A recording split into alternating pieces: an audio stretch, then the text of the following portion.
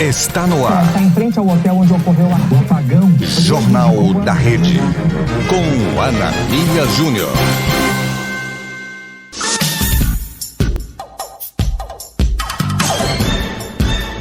Cruzeiro tem jogo difícil hoje contra o Bahia. Comentarista Fabrício Pereira participa do jornal e diz não acreditar em classificação do time estrelado para a Libertadores. Atlético pronto para pegar o Vasco e disputa vaga para a decisão da Copa do Brasil. Conselheiro da Uzi Minas fala sobre o impasse judicial entre os acionistas da empresa. Supremo Tribunal Federal vai julgar uma ação na Justiça há 12 anos. CSN cobra multa bilionária da Ternium, controladora da Uzi Minas. Tudo que rola no mundo do esporte você ouve aqui. Nesse time só tem fera. No Jornal da Rede, hoje, nós recebemos aqui, nesse bloco esportivo, o jornalista, radialista, cronista esportivo Fabrício Pereira, que apresenta o programa Bola na Área, bastante conhecido em todo o Vale do Aço. Fabrício Pereira nos ajuda a analisar esse campeonato brasileiro. Hoje, sexta-feira, logo mais o Cruzeiro com um compromisso em casa contra a equipe do Bahia, brigando ainda com possibilidades para a vaga à Libertadores de forma direta. O Cruzeiro tem derrapado. Depois gostaria que você, como convidado hoje, Fabrício, nos falasse sobre o Atlético após um bom resultado. O time reserva empatou com o Fortaleza, mas já está de olho. Rio de Janeiro, compromisso difícil, Copa do Brasil contra o Vasco da Gama. Prazer tê-lo aqui no Jornal da Rede. Um abraço, Ananias, amigos do Jornal da Rede. Olha, o Atlético é o seguinte, ontem, dia desses aí, eu ouvi de uma pessoa o seguinte: o Atlético corre o risco de ficar de fora da Libertadores no ano que vem porque meio que abandonou o Campeonato Brasileiro. Peguei e respondi o seguinte: olha, eu digo que o Atlético corre o risco de ser campeão das Copas ou de pelo menos uma delas. Ué, quem não queria estar na situação do Atlético hoje? Pergunte ao Palmeiras, pergunte a outros times aí, ao Flamengo, que não queria estar na Libertadores ainda, e assim por diante. É impossível no Brasil ou em qualquer lugar do mundo você disputar 3 competições em alto nível. Não tem elenco que aguente. E primeiro que mentalmente o desgaste é muito grande de você disputar Copas e Campeonato Brasileiro ao mesmo tempo. E no Campeonato Brasileiro aconteceu um fato, um Atlético que não aconteceu com ninguém, exceto os clubes gaúchos que estão ainda engatinhando, carregando aqui devido à tragédia lá, que é um negócio também surreal que está respingando até hoje neles. O Atlético passou um momento no Campeonato Brasileiro de 10, 12 rodadas de dias que ele não tinha nem um lateral para a esquerda e nem um lateral para a direita, e outro no jogo seguinte nenhum volante. Aí no jogo mais à frente nenhum atacante de ofício. Então o Atlético oscilou no Campeonato Brasileiro, muito em função disso também, com contusões, jogadores convocados e assim por diante. E no Campeonato Brasileiro o Atlético jogou 14 rodadas com um time misto, mesclado ou totalmente reserva, como foi o caso com o Fortaleza. Isso interfere. Eu particularmente prefiro jogar com um time totalmente reserva do que com um time mesclado. Por quê? O que aconteceu no Atlético e Fortaleza? A partir do momento que o Atlético jogou com um time totalmente reserva, esse time foi treinado para isso pelo Milito. E o elenco, com o elenco falta qualidade. Não é que falta qualidade, falta às vezes treinamento para você entrosar e com o elenco reserva ou improvisado, vão acontecer falhas individuais por questão de entrosamento. O que acontece? Quando você joga com o time todo reserva, você joga a responsabilidade toda para o seu adversário. A bola do seu adversário não entra, a torcida começa a virar contra o time da casa, contra o mandante. E o Atlético fez um grande jogo e mostrou que os jovens também merecem oportunidade. E qualquer que fosse o resultado contra o Fortaleza, a estratégia foi correta, cara. Se perde lá de goleada, de 1, de 2 ou de 3, você não poderia correr o risco de colocar mais jogadores no elenco titular. Você já corre, já não tem o Rubens, que é um baita de um jogador, que é o substituto imediato do Arana. Eu acho que o Arana joga sábado, talvez sábado não, contra o River, não sei. Mas se você machuca mais 2, 3 titulares, como é que você arruma? Você perde toda a espinha dorsal de uma equipe. E esse jogo com o Vasco é um jogo decisivo, ele não tem volta mais. É um jogo que você tem que ir no Rio de Janeiro buscar manter essa vantagem. O empate serve para o Atlético, a vitória serve para o Atlético. Em normalidade, para mim o Atlético está muito perto mesmo da final da Copa do Brasil. E mentalmente, cara, você tem um joga lá terça-feira, que é River Libertadores, com ingressos foram esgotados em menos de 7 horas para dar na MRV, e vai ser a maior renda. Então o Atlético tem que focar nas Copas mesmo. Independente do que acontecer com o Atlético nas Copas, ganhando uma delas, ou as duas, ou nenhuma, ninguém pode deixar interromper o trabalho que vem sendo feito pelo Gabriel Milito, que pegou esse elenco que ele não montou e foi ajustando e se adaptando a esse elenco. E, teoricamente, se ele ficar, para o ano que vem vai ser uma coisa bem mais compacta, bem mais competitiva até, bem mais animadora, talvez. Cruzeiro e Bahia, logo mais. Cruzeiro tem a volta já de Matheus Pereira e gostaria que você analisasse o quanto que isso também contribui com o time. 2 jogadores, Matheus Pereira e William na seleção, todo mundo querendo jogar. O time virou vitrine. Eu espero que o Matheus Pereira volte mais motivado. A saída do Seabra desmotivou o Matheus Pereira e muitos jogadores do Cruzeiro. Porque o time estava encaixado, aquele áudio do Pedrinho vazou, exigindo a presença dos novos reforços no time.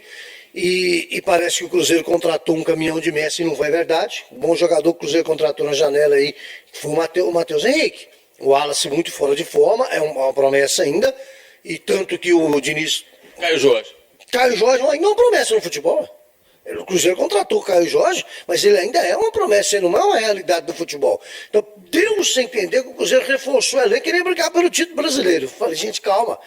Ainda mais do jeito que foi feito o processo de inserir esses novos reforços no elenco. Aí você pega bem, trouxe o Lautaro Dias.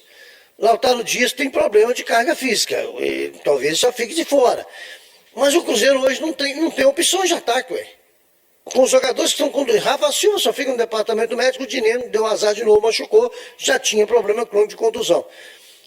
Quando o Cruzeiro trouxe esse Lautaro Dias, o que ele fez? Ele vendeu o Arthur Gomes, que estava encaixado no time. Ah, não é craque, ele pode ser pior do que o Lautaro, pode ser pior do que o outro, mas ele estava encaixado no time. e bem fisicamente. E Robert saiu. Saíram outros jogadores do ataque. O Cruzeiro hoje não tem opção de ataque. O Barreal não é atacante, o Barreal é secretário. E como é que ele estava encaixado com o Seabra no time? Hora de secretário do Mar na lateral esquerda, hora de secretário de volante. E quando dava, ele chegava bem à frente para finalizar. Então o Barreal não é atacante, ele tem uma falsa impressão de atacante, não é. O time do Seabra estava encaixadinho, arroz com feijão. No que mexeu muito, ele teve que fazer um outro time com a bola rolando. Isso você não faz da noite pro dia. O Diniz, chegou o Diniz agora, esqueça o Diniz campeão com o Fluminense da Libertadores. O Fluminense tinha peças capacitadas e qualificadas para o estilo de jogo que pede o Fernando Diniz. Como é que o Cruzeiro vai sair jogando com o Zé Ivaldo? Com o Cássio? Não tem condição de ficar tocando bola ali atrás toda hora. Ele vai sofrer muito com isso. Mas hoje vence? Você não acredita em vitória hoje? Não acredito em vitória contra o Bahia. O Bahia é um time muito compacto, muito certo, muito jovem. O técnico também, né? Bons jogadores. E é uma briga direta, né? O Bahia, queira ou não queira, o Bahia estava também nas Copas. Depois que ele saiu das Copas, ele deu uma titubeada e agora está voltando. Então o Bahia é um time muito organizado, apesar de que o Bahia é um freguesaço do Cruzeiro, né? Historicamente, tanto que há 10 anos não vence o Cruzeiro, mas é um jogo muito difícil para o Cruzeiro, ainda mais com esse modelo de jogo do Diniz que demanda tempo. Ele ficou 15 dias treinando, de fato 15 dias treinando de um jogo para o outro, né? O último jogo do Fluminense parece com o Bahia agora. Só que nesse período aí, vários jogadores do departamento médico. E o Cruzeiro na quarta-feira que vem já tem um Lanús, que é um adversário chato, argentino, difícil no Mineirão. O torcida não vai pra lá achando que já ganhou, não, que é pesado. E ainda mais que não vai ter o Lucas Romero e o Matheus Henrique, né? Então, esse jogo com o Bahia é um ponto-chave, crucial. O Cruzeiro precisa de uma vitória nessa noite. Se essa vitória não vier hoje, vai haver uma pressão muito grande em cima do Fernando Diniz, da torcida e até mesmo da diretoria, que nessa atual que está aí, que nunca quis o Fernando Seabra. Desde o primeiro momento que eles assumiram, eles deixaram claro isso, que o Fernando Seabra estava passando ainda por um período de testes com essa nova gestão. Fabrício, agradecendo e deixando espaço aqui nesse último minuto para que você convide as pessoas, muita gente o acompanha, em seu Instagram, e lá também tem notícias direto, comentários, o que está acontecendo de última hora, você sempre coloca, posta na rede social, e onde sintonizar também o programa Bola na Área. Obrigado pela presença. Obrigado a você, Ananias. A Bola na Área já está completando aí quase 3 décadas, né, de estrada, né, com a gente, com a nossa equipe, com todo mundo apoiando no dia a dia, com os nossos apoiadores, que a gente nunca pode esquecer disso. Sem eles a gente não conseguiria ter um trabalho de 3 décadas, né, graças a Deus. É muito difícil se manter. E a gente está hoje para todo o Brasil, né? A gente está por meio das maiores operadoras de TV via satélite, tem a Oi, a Sky, pelo canal 28, a Vivo 239, a Claro TV canal 3. Estamos também na Com Brasil, né, que é a TV de São Paulo, nosso estúdio aqui, e transmite não só para a região, mas para todo o Brasil. Também nessa parceria com a Rádio Vox, transmitindo o nosso programa, e nas nossas redes sociais. Então, toda segunda, de 8 às 9h30 da noite. E durante a semana, aí tem os cortes do Bola na Área, que a gente valoriza também os nossos parceiros, né? Tem os cortes do programa, que a pessoa fica bem informada. Tem uns vídeos que a gente grava pós-jogos, né? Também com a nossa opinião rápida, ali, de 1 minuto também, valorizando. Então, nosso Instagram hoje tem muito conteúdo, né? Tem muito conteúdo lá de notícias rápidas e informação rápida. E as nossas opiniões também. Bola na área.esportes, e tem também o Fabrício Pereira. Então pode seguir a gente lá, acompanhar o nosso programa aí, vamos que vamos. Fabrício Pereira, que tornou-se um dos comentaristas mais ouvidos e assistidos do Vale do Aço, participou aqui no Jornal da Rede conosco, repórter Ananias Júnior.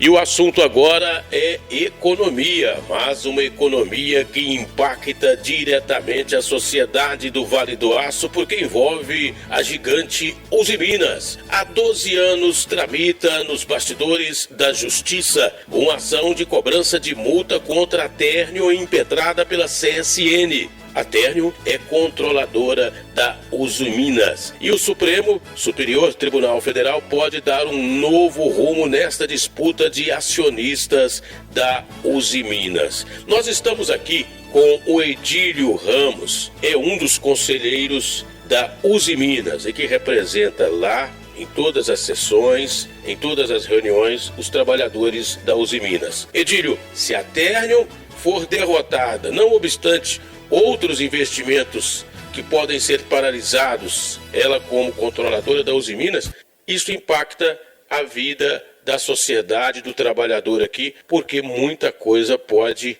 parar e não vir à tona em termos de progresso, ameaçando até as contas da Usiminas. Queria que você falasse um pouco, voltasse um pouco ao tempo. Prazer tê-lo aqui. Boa tarde, caros ouvintes, prazer é todo nosso. E a gente está conversando, não é, esse assunto, dentre tantos outros, mas é um assunto que, nesse momento, tem preocupado bastante a gente, porque essa ação ajuizada, né, que agora chegou no STF, ela já vem rolando aí desde 2011. E isso afeta diretamente não só a nossa região aqui do Vale do Aço, mas todas aquelas regiões onde a Usiminas tem as suas unidades. E é uma preocupação muito grande porque em todos os julgamentos que nós tivemos desde 2011, né, tanto no entendimento do CVM, no entendimento do CAD, no julgamento na primeira instância, julgamento na segunda instância, que é o nosso STJ, né, tinha sido favorável à Térnio.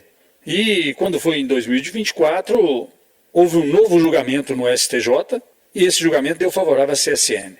Por que houve esse novo julgamento? Porque houve um pedido de embargo de declaração que deveria ser apenas para esclarecimento, e um dos ministros que tinha julgado a favor da Térnio faleceu, e um segundo ministro que o filho tinha sido, o escritório do filho tinha sido contratado para defender a CSN, recusou a votar, né, na questão de pedir o afastamento. Todos os dois tinham votado a favor da Térnio, e com essa reviravolta, os dois ministros que entraram votaram a favor da CSN. Ou seja, isso trouxe para nós uma insegurança jurídica, né? Quando eu falo para nós, é para o país de uma maneira geral, em todos os segmentos, onde que essa insegurança jurídica, ela afeta diretamente todo o desenvolvimento, todos os investimentos que empresas, né, não só a Térnio, mas empresas de uma maneira geral, poderiam estar fazendo no nosso país. A alegação principal da CSN é de que a Térnio, lá no passado, teria assumido o controle de forma irregular, o controle acionário da Usiminas?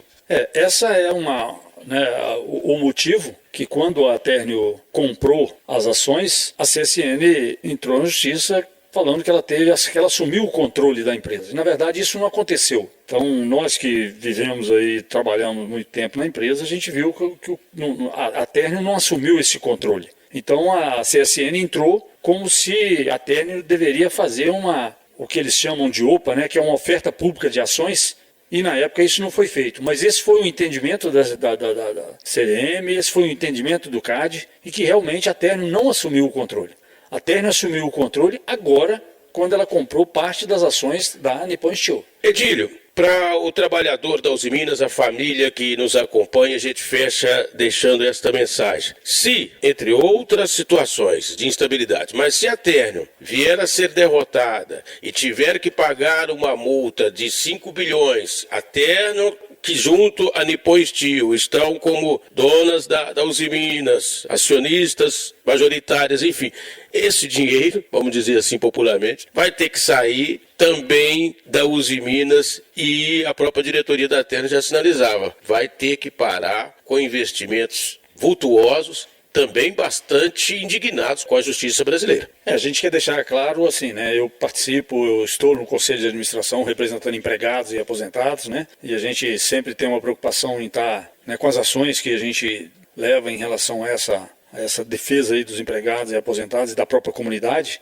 A Usiminas tem e sempre teve o compromisso em relação aos seus investimentos, principalmente na questão ambiental, nas questões de condições de trabalho, manutenção de equipamento. Isso não vai, de forma alguma, deixar de ser investido e continuar com esses cuidados em relação aos nossos equipamentos e à produção, né? Queremos cada vez mais aumentar a nossa produtividade e buscar maior parcela aí no mercado. Mas você há de convir comigo que, se for pagar uma multa de 5 bilhões, isso vai postergar ou até inviabilizar a questão dos investimentos.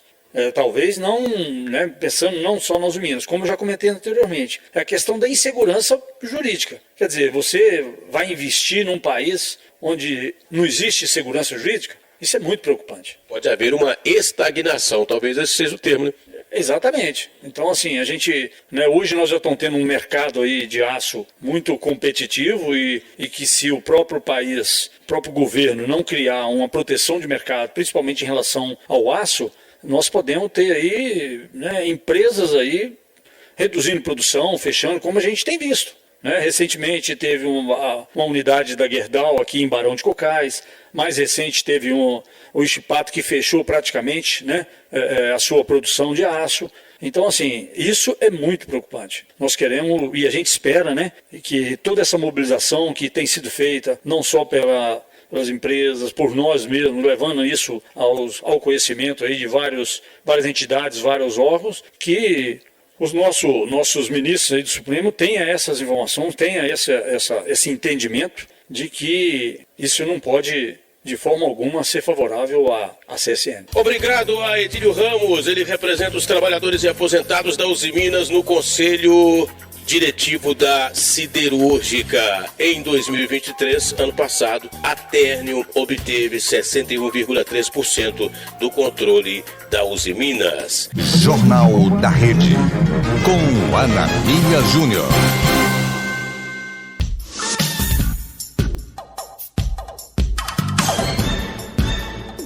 Jornal da Rede, de segunda a sexta ao meio-dia, para a rede de rádios Liberdade 98,7 FM, Rádio 987 Nova FM, Galáxia 95,5, Rádio Tamo Junto.fm, TMJ e em breve também em Rádio Web AAPI. Apresentação Anania Júnior, participação de toda a equipe. A você um ótimo final de semana.